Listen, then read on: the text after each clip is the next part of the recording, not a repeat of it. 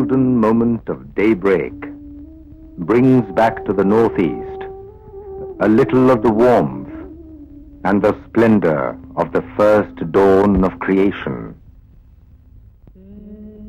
India's northeast, indeed a land of breathtaking beauty, its mysterious mountains with sportive streams, verdant valleys with brilliant blossoms and birds, immense woodlands with their bewildering variety of wildlife still retain much of their primeval charm. But there is also a thunder that lies beneath, a thunder that had fashioned 1,000 legends of valor in the past, a thunder that had shaped some shining chapters in the annals of the Northeast, a thunder that had echoed even in our own times in the course of the historic struggle for freedom. The memories still warm up the innermost depths of our consciousness. A struggle that had been carried to glorious heights by thousands who braved the worst and defied death. A soul-stirring saga of martyrdom and silent suffering. A story of handsome sacrifices made by a host of heroes, men and women, young and old. When we relive through those glorious days, we invariably come across that living legend. Gopinath was the Lokapriya, the people's beloved, whose very name unfolds before the mind's eye the heart-warming story of a towering personality. A personality that became a moving symbol of the spirit of sacrifices for the sake of the country. Roha is a small sleepy township in central Assam, yet to shake off its anonymity of the ages. There is hardly anything even now to clearly mark it off from the surrounding pastoral environs. It was here that Gopinath was born on the 6th of June 1890 and spent the first 7 years of his life. Gopinath was born in a middle-class family, and his father, Buddheshwar Bordoloi, being a doctor with a salaried government job. Gopinath's childhood was eventless, save for his unusual love for books. Gopinath was only 7 when the family was transferred to another small town on the north bank of the Brahmaputra. On the small boat, which took 7 days to reach the other bank, Gopinath completed his first reading of the Mahabharata, which left on him a profound and lasting impression. His mother Praneshwari died when Gopinath was only 12, and just when he was preparing to leave for Guwahati for higher schooling. Gopinath enrolled himself in the Cotton Collegiate School at Guwahati and soon became a favorite pupil of his teachers. He enjoyed painting and particularly loved to bring the moods of nature and the changing seasons to his canvas. The budding faculty started flowering even more fully after he joined the Cotton College, the state's premier institution. The dramatic arts too became one of his pastimes. His younger contemporaries still recall with feelings of nostalgia his soulful performance sometime later as Mark Antony in Julius Caesar. So let it be with Caesar. The noble Brutus hath told you Caesar was ambitious. If it were so, it was a previous...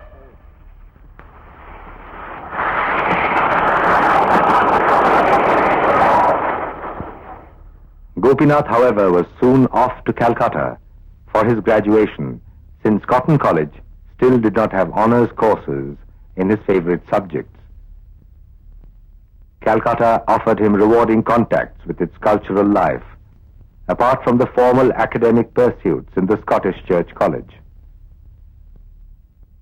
His heartwarming renderings of Rabindra Sangeet often filled lovely moments for his friends at the Dundas Hostel. He gathered immense experiences apart from his graduate and postgraduate degrees before finally returning to Assam. Back home, a still more eventful and challenging life was naturally waiting for him.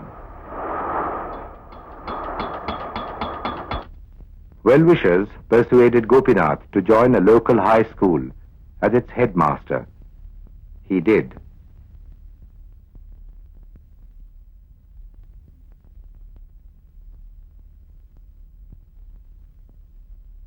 But a little later, he took his law degree and left the job to join the Guwahati Bar.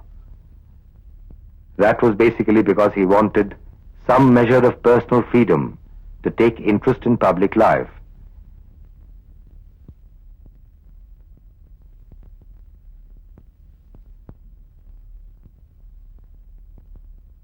Mrs. Shurabala Bordoloi, wife of Gopinath Bordoloi, warmly recollects her life with the Lokapriya. She says, "After my marriage, it was only my husband who taught me spinning, taught me Hindi and English, and taught me about social work. I learned spinning on a charkha, and I still continue to do spinning with that little charkha, even today." It was, however, not long before Gopinath discovered a vigorous new music in the soul-stirring chorus of Bande Mataram. Gandhiji's call had already captured popular imagination.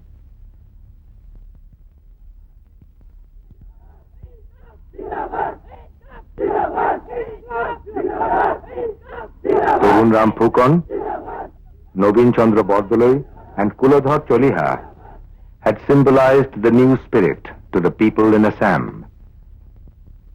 Gopinath too looked around and felt the storm sweeping across his entire being.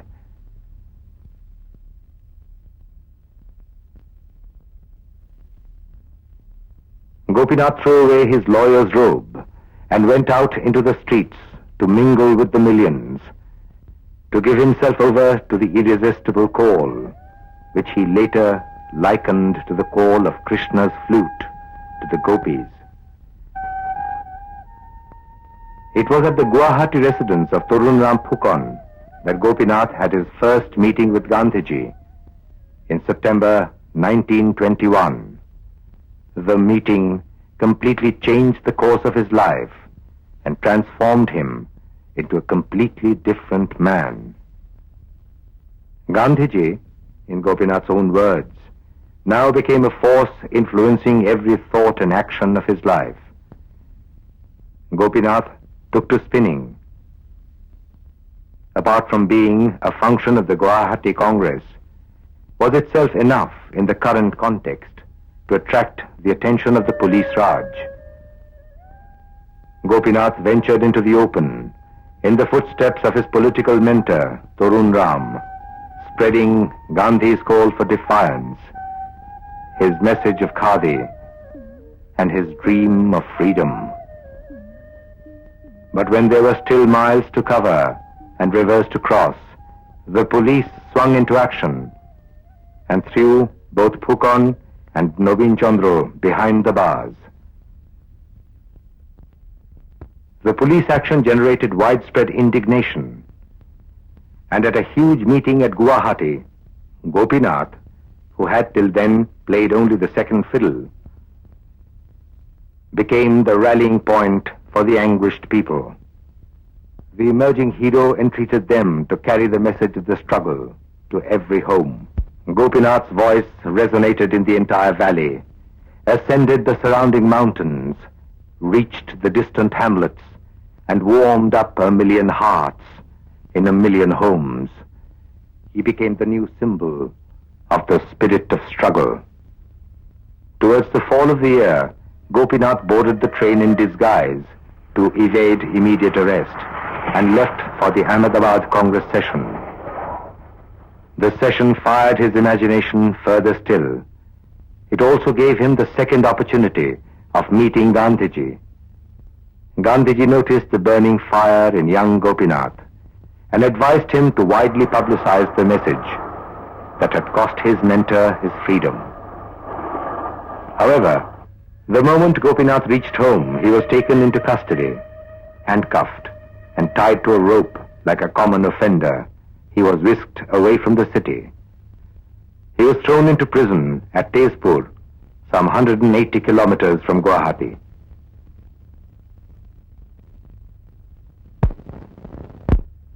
That was Gopinath's first spell in jail, and it was to last the full term of 1 year. The prison walls, however, could not put out the fire in him. Rather, the prison spell further steeled his determination to strike back. The council entry program had meantime brought the Swarajist party to the forefront after the Gaya Congress in 1922. The Congress Civil Disobedience Enquiry Committee, which included Motilal Nehru and C. Rajagopalachari, visited Assam in August. Rajagopalachari paid lofty tributes to the Northeast's youth. The Swarajists formed a new party, and in Assam, Tarun Ram, Rohini Kumar Chaudhary, and Gopinath became its leading lights. Gopinath particularly took a leading role in mobilizing support for its candidates in the ensuing poll.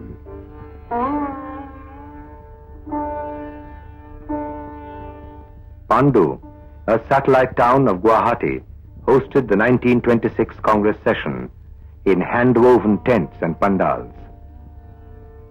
Gandhiji's lofty tributes further inspired the constructive workers, particularly Gopinath.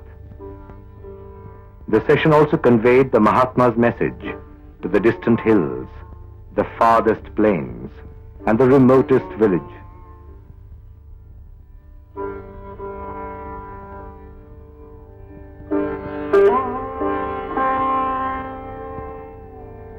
The red ripples of the Brahmaputra carried the gentle warmth of the sun to the sea, symbolizing the region's complete merger with the sea of humanity that is India. With Congress adopting the historic resolution on independence in its Lahore session 3 years later, non-cooperation once again became its battle cry.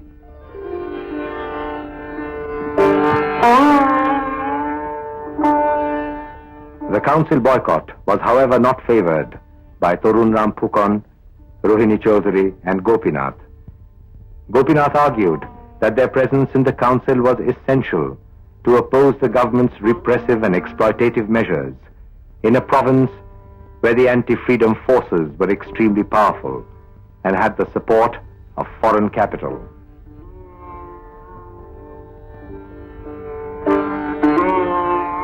Apart from flashing fire all around, Gopinath now concentrated more on constructive works and was elected the city father of Guwahati. The city's haphazard growth, with the mushrooming of dingy slums, naturally engaged his immediate attention. Gandhiji came in 1934 on his Harijan mission. Gopinath escorted him to the city's Harijan colony. The visit enabled Gopinath as well to have a closer look at the wretched conditions in which the famished families lived. Their welfare soon became a passion with him. The All Assam Harijan Sevak Sangh, founded by local social workers, also started getting Gopinath's generous patronage and guidance. With the amazingly wide sweep of his mind, Gopinath in fact involved himself in diverse fields. The Assam Rashtrabhasha Prachar Samiti, which he founded around this time and chaired for years, deserves a special mention. The Congress having decided to run for the Assembly, Gopinath too contested the 1937 poll and comfortably won a Guwahati seat. Congress, moreover, became the single largest party and elected Gopinath, already an idol of the masses, its leader. A patriot cast in the heroic mold, the entry into the assembly was to Gopinath just an opportunity to bring the struggle to the floor of the House. He sat in the opposition with the professed objective of wrecking the Constitution from within.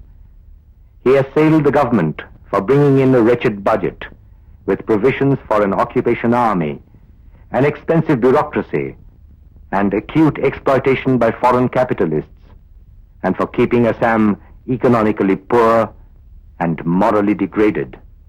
He thundered that he wanted to reject the federal constitution and would not allow it to function. Gopinath conferred with the Congress president, Subhash Chandra Bose, and decided to form a coalition ministry to bring things back on the rails. The premiership was for Gopinath only an instrument for continuation of the struggle and to set the progressive trends to awaken the people.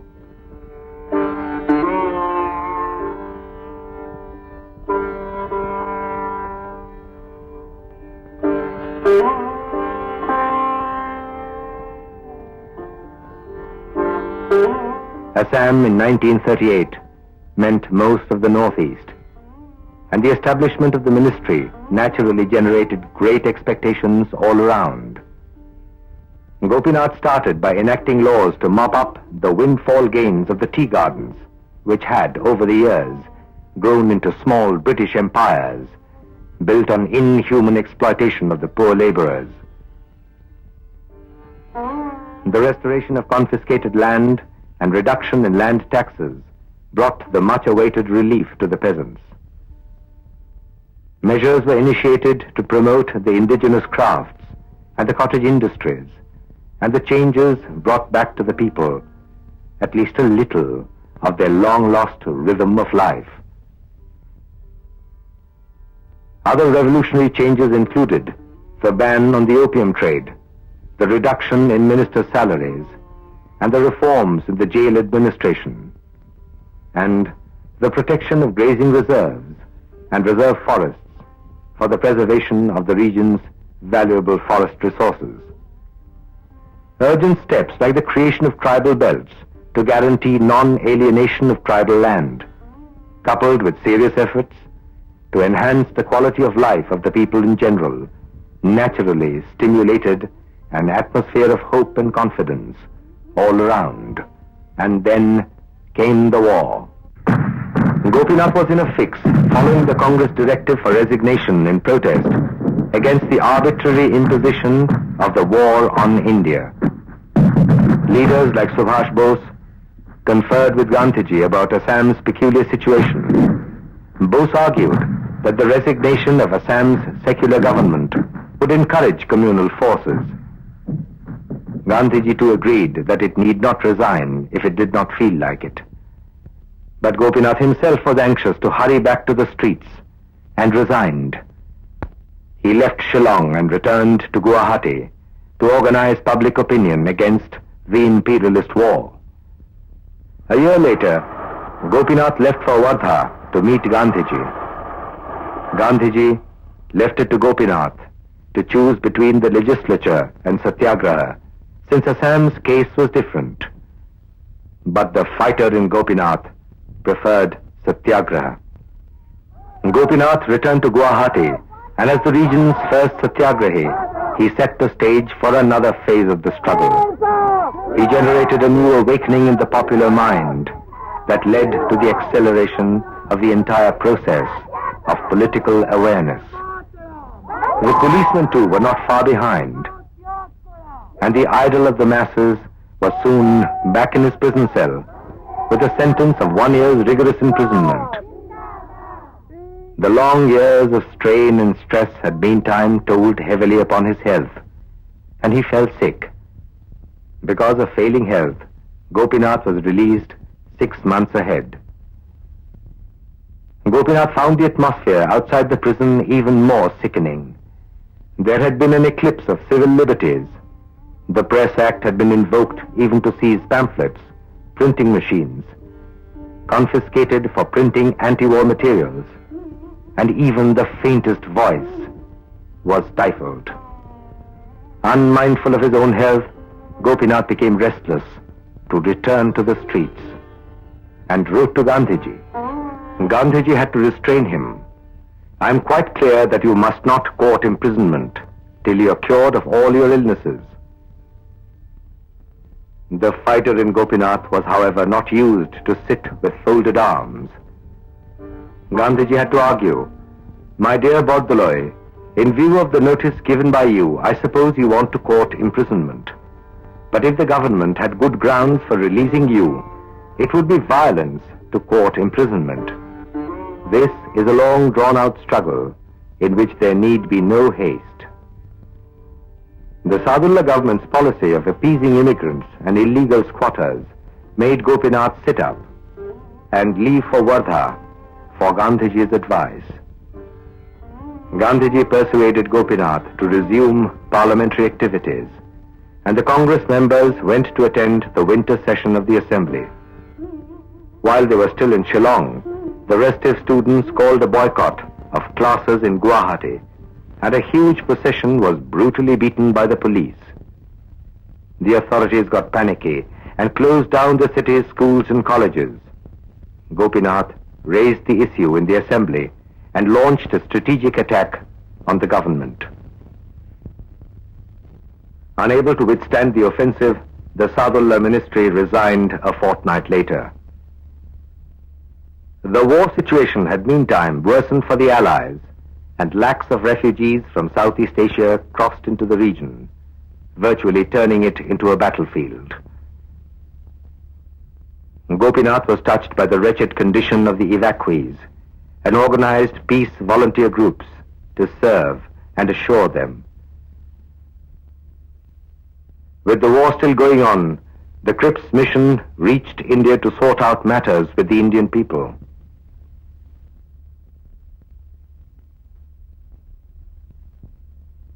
Bombay was the venue of the historic Congress session, which met in August under the shadow of the war and the failure of the Crips mission. The session faithfully reflected the mood of the people and called for a non-violent rebellion as the only alternative to the immediate transfer of power. The government retorted by detaining Gandhiji and banning the Congress, and took all the leading lights of the struggle into custody. Gopinath, along with Siddhinath Sharma, had attended the session, and the moment the train reached Dhubri, the police closed in on them. Gopinath was whisked away and brought to Jorhat jail, which had by now become a center of pilgrimage for his patriotic comrades. Gopinath, a multidimensional personality, tried to fill his lonely moments in jail by reading or writing. His lucid biographies of different saints are treated as fine flowers of Assamese literature, flowers that bloomed in his dark and dreary prison cell. And there were also times when he tried to size up the situation outside the narrow confines of the prison.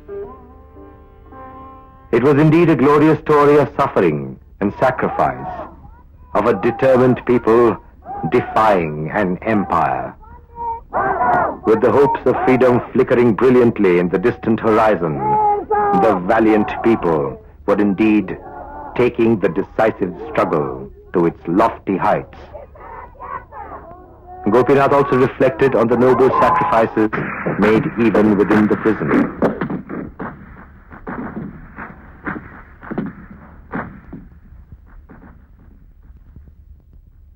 British rule also in different way, not in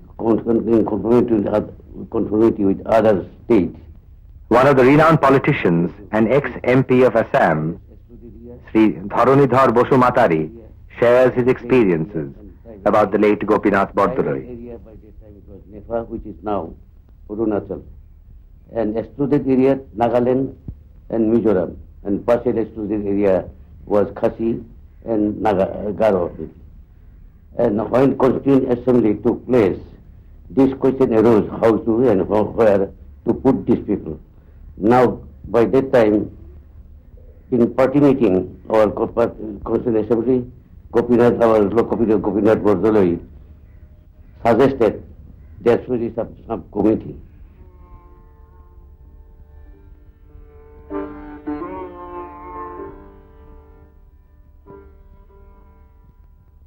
I remember my father, who never used to call me by my proper name. I was very fond of accompanying him in his tours. We both of us were with him, and I still remember how he lulled me to sleep. Mrs. Lily Mazumdar Borua, the daughter of Gopinath Bordoloi, now a professor of botany in Guwahati, recollects cherished memories of her father. Late 1943, he used to tell me, "Lily, why do you call me to come home? Instead of calling me, why don't you pray to God where he is hiding?"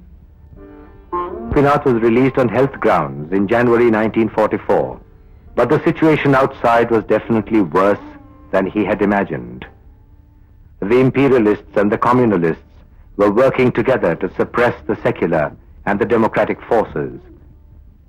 Gopinath hurriedly prepared a report and sent messengers to Gandhiji. Gopinath also met Gandhiji sometime later, and Gandhiji asked him to act as a leader and not as his follower. Gopinath made up his mind, and along with 13 of his released colleagues, went to Shillong to continue the struggle from within the assembly. We reappear as a party, not only to contribute the fight from inside the legislature, and however thinned our ranks might be, and however feeble our voice, it will continue to be raised against this evil, which has brought in its wake so much misery to us. We shall work for the enlargement of the elementary liberties of human beings, which, in the name of war, have been practically nullified. The government's decision to hold general elections in August 1945 was accepted by the Congress. In the assembly poll in January 1946, the Congress in Assam, led by Gopinath, secured a comfortable majority and formed a ministry. Soon afterwards came the cabinet mission with its scheme to group Assam with Bengal. Remember Bordoloi as a fighter for the cause of Assam at the time of grouping. But I personally give him more credit for passing the resolution unanimously in the Assam Legislative Assembly. Srimati Pushpalata Das, wife of late Amyo Kumar Das, is also a prominent political leader and a freedom fighter. An ex-member of parliament, she expresses her feelings about the Lokapriya. Fight to Assam's cause in the cabinet mission. And everyone was wondering, even working committee members were thinking that it will be a tough job. How will he pass this resolution, because League is in the opposition. And the League supported the scheme, grouping scheme. But as a shrewd politician, he had a heart-to-heart talk with the opposition leader. Gandhiji told Gopinath that Assam must not lose its soul. It must uphold it against the whole world. Sri Bijay Chandra Bhagavati, a veteran political leader, freedom fighter, and a close associate of the late Gopinath Bordoloi, says that the Lokapriya was one of the most popular leaders of India. He participated in the freedom struggle led by Mahatma Gandhi in 1921. I happened to be with him in Jorhat jail in 1943 for 3 months. After independence, he was the Chief Minister of Assam. A noble leader, he took the trouble of collecting data on the tribes of the hills and plains of the state and activated the 6th schedule of the Constitution for the benefit of the tribal people. It was indeed a noble deed. He saved Assam from many disasters. With Assam's fate dangerously hanging in balance, Gopinath threw the gauntlet and told the people to resort to a mass movement. The people responded to their leader's call. The projected grouping was to them no less preposterous, as Jinnahs claimed to have Assam in Pakistan.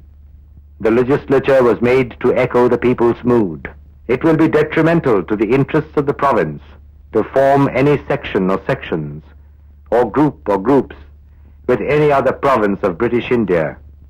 Any other position cannot be consistent with the dignity and the prestige of the province.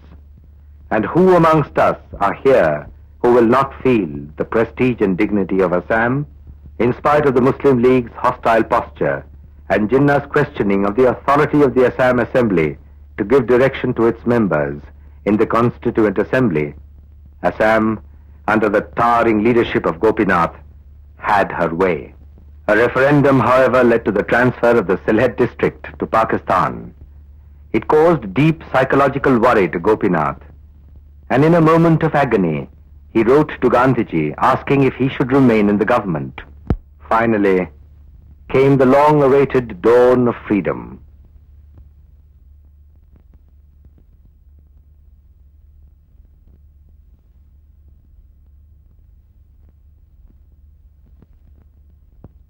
Now, Gopinath started his historic endeavor to translate the new-gained freedom into real terms in the life of the state and in the everyday life of its people.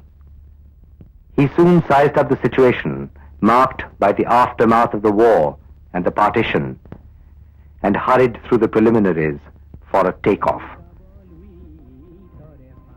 The visions that the people's beloved had so warmly cherished now started breaking into fine flowers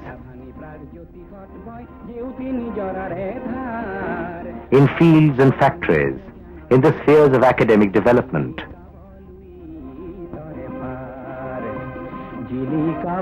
The Guwahati University came into being within a year of independence.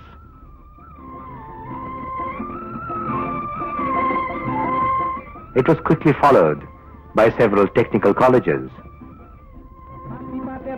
The Guwahati High Court and the All India Radio. For Assam, it was like waking into a new dawn in every sphere of life. Gopinath became the builder of the new Assam. In the words of Sardar Patel, it is difficult to think of Assam without Gopinath, and the two entities were always synonymous. Gopinath Bordoloi, নাম তো জানিবা কিবা এটা Sri Prafulla Kumar Mohanto, the Chief Minister of Assam, pays his respects to the late Gopinath Bordoloi. He says, Lokopriya Gopinath Bordoloi's bold leadership led Assam into its brighter days. He built up a strong integration among the people of the hills and the people of the plains of Assam. Had he been alive today, Assam could attain greater heights in development in various aspects. But how sad it is, great leader Gopinath Bordoloi died and left us alone after just 3 years of independence. Gopinath indeed was a love affair with his people who belonged to diverse ethnic and cultural streams. His was a household name even in the lofty hills of Arunachal, in the mountain slopes of Mizoram and Meghalaya, in the proud villages of Nagaland. His admiration for the tribal's inherent qualities and traditions was evident in his forceful plea for the 6th schedule. It was a bolt from the blue, the greatest of great shocks, when Lokopriya Bordoloi heard the pathetic news of Gandhiji's assassination.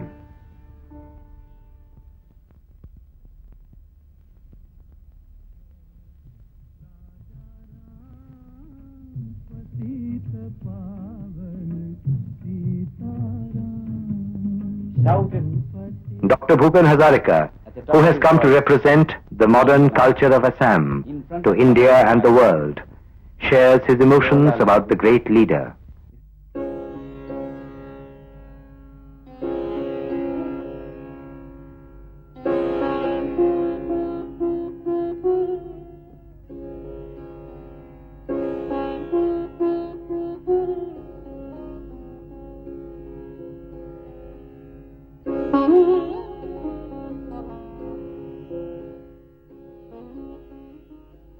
the echo was all over India, and there the whole people of India as well as the great leaders felt that we must save Assam.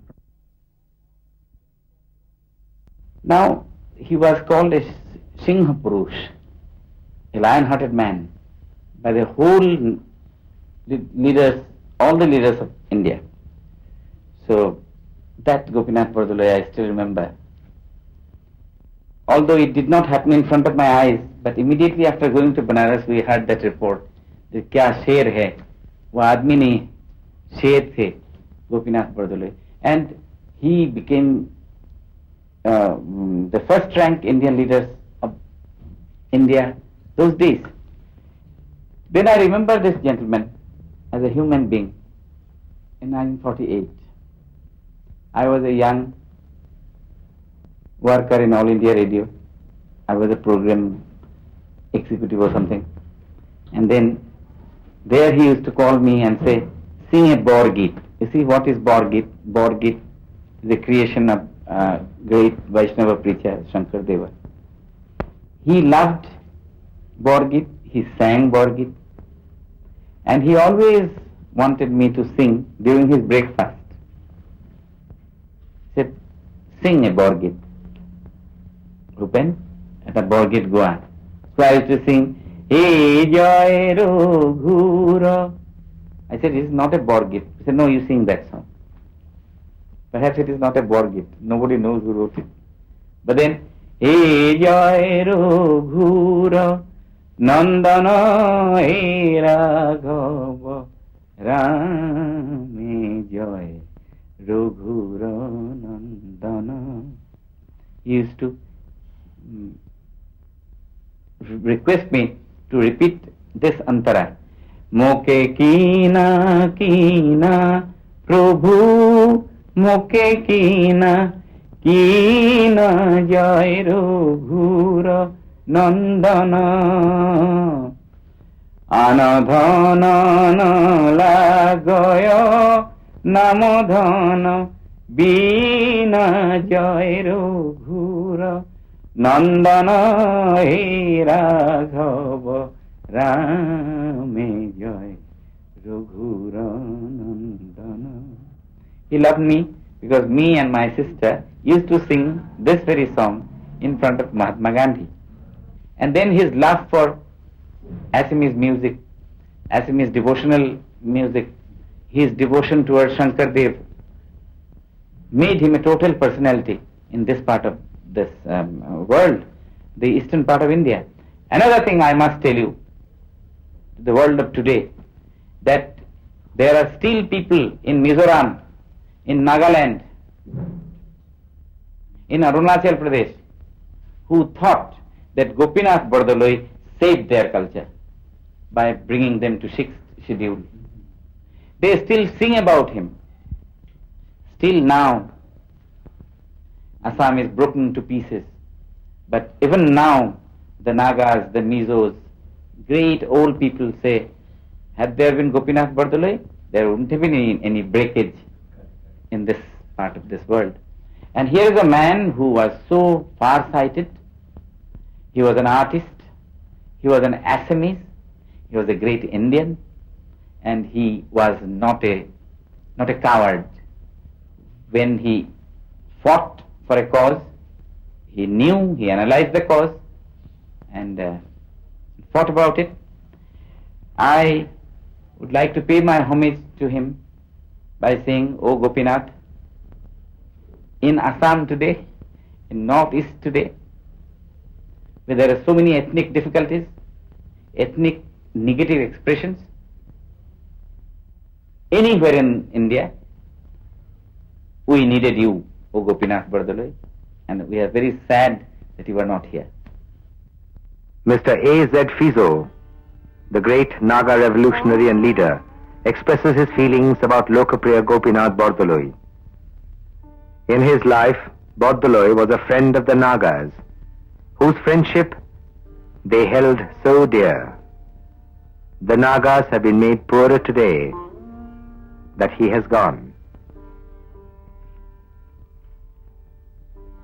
The late Kaka Saheb Kalelkar a renowned politician of the freedom struggle and a close friend of late Gopinath Bordoloi, has many memories. I have many occasions of talking to Bapu about Gopinath Bordoloi, and knew that Bapu had a very high opinion about his character and his statesmanship.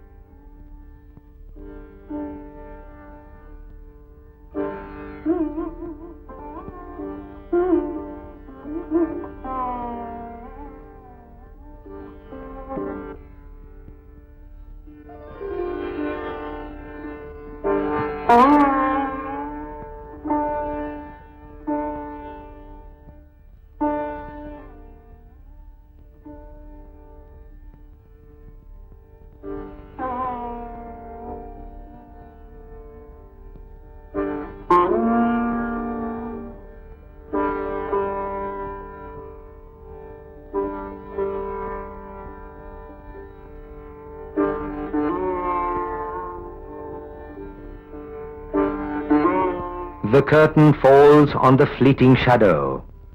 The floral reeds have withered. In deep, solitary gloom, I lost my way. You guided my way by the tune of your flute. My woodland is without a flower, hushed in the song of life. My last arati, a prayer of resignation, will be at your feet.